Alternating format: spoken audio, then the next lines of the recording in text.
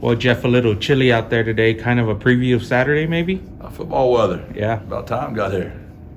Jeff, looking at the schedule for Rice, it seems like they've had some inconsistent performances, some games stronger than others. Is there anything you see on film that leads to maybe some differences week to week? That's confusing. I mean, they beat a really good UAB team, played a really good FAU team to the end, a Houston team. So yeah, it is confusing. I agree. They beat Louisiana Lafayette, who had the longest, I think, winning streak in the country when they did that.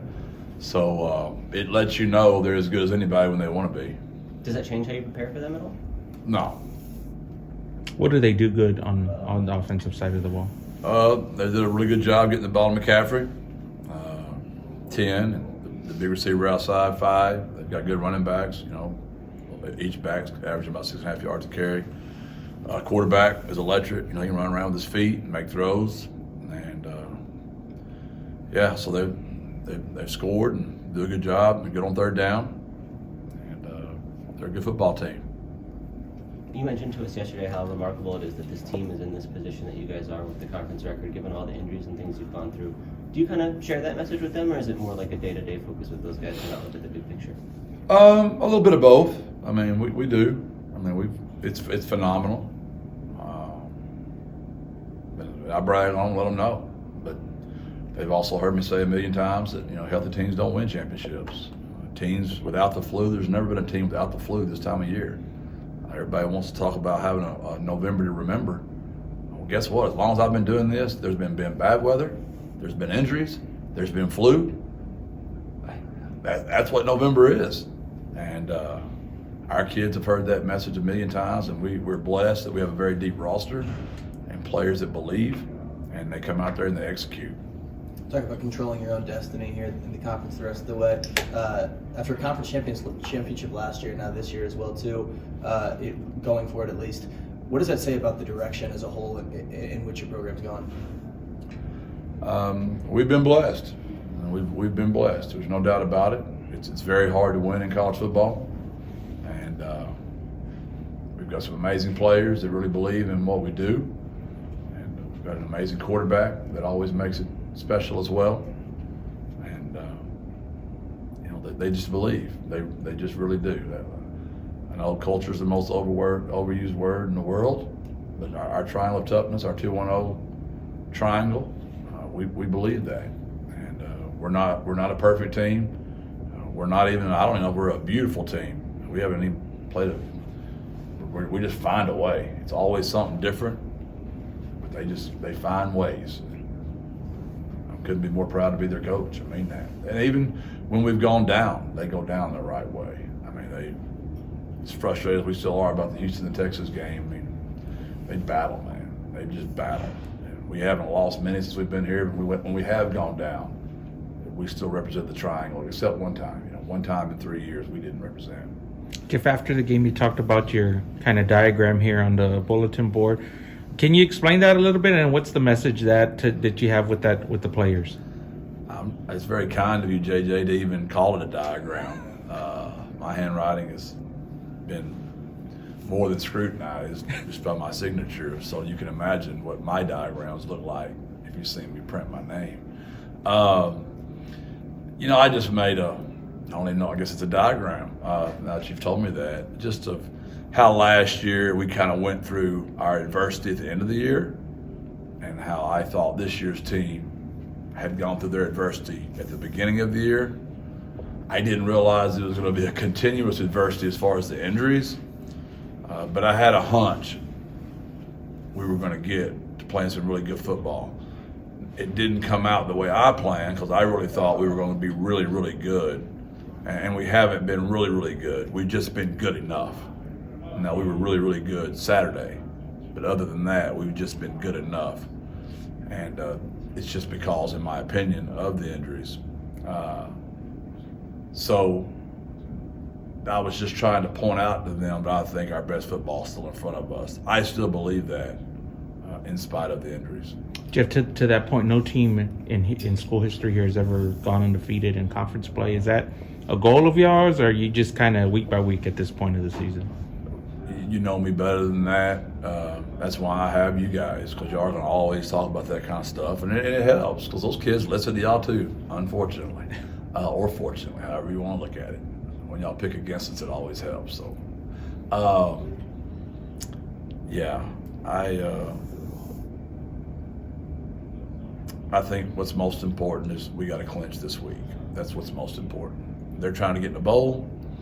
It reminds me a lot of last year, weather, on the road, a team trying to get into a bowl game, another team that's been on a heck of a streak. There's a lot of eerie similarities there that we're trying to remind our team of this week. I think that's what's most important right now, JJ. So are you coaching against the complacency, or are you leaning more on your single-digit leaders to coach against the complacency at this point in the season? It's always your leaders, right? My job is to make sure they understand my message. They're the ones that are going to get it to the team. And we met on a Sunday night, and we've got something to play for. If you'd have told us when the season started that we were going to be missing the players that we're missing, and we were still going to have the ability to clinch a home field championship game at the Alamo Dome with one more win, we would all signed up for that when the year started. We'd have signed up with it if they were all healthy, not to mention with all of them being gone. Does that make the emotions of this run any different compared to last year, to know the amount of things you've had to shuffle around and the adversity you've had to overcome to reach some conference success the same way?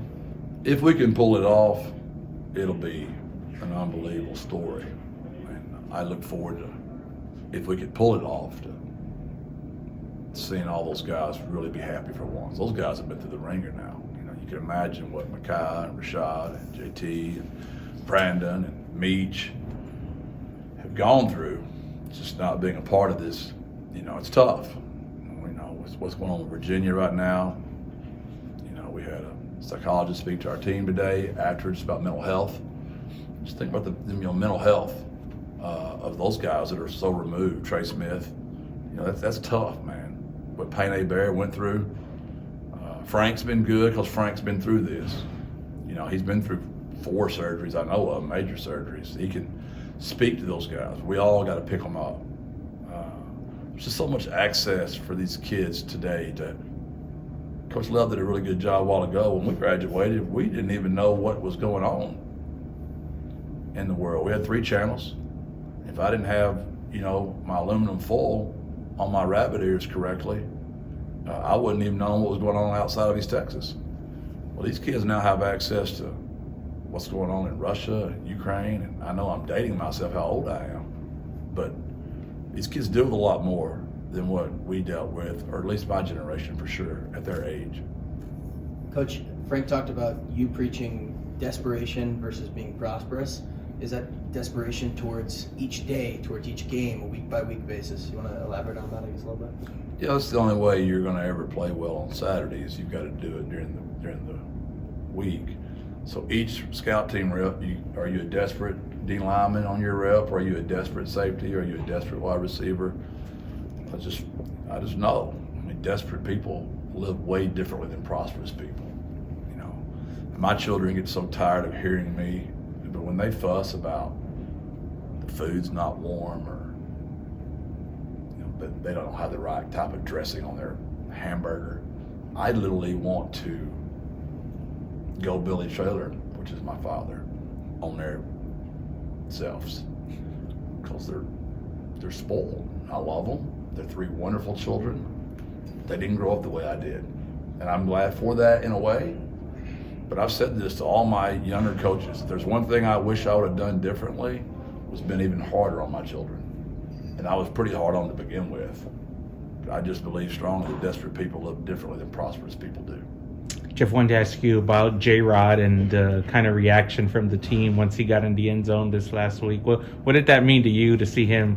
He's out here with the scout team every week, just doing it. I said that to the team. That's probably the only time in my career I did not go to victory formation when I could have.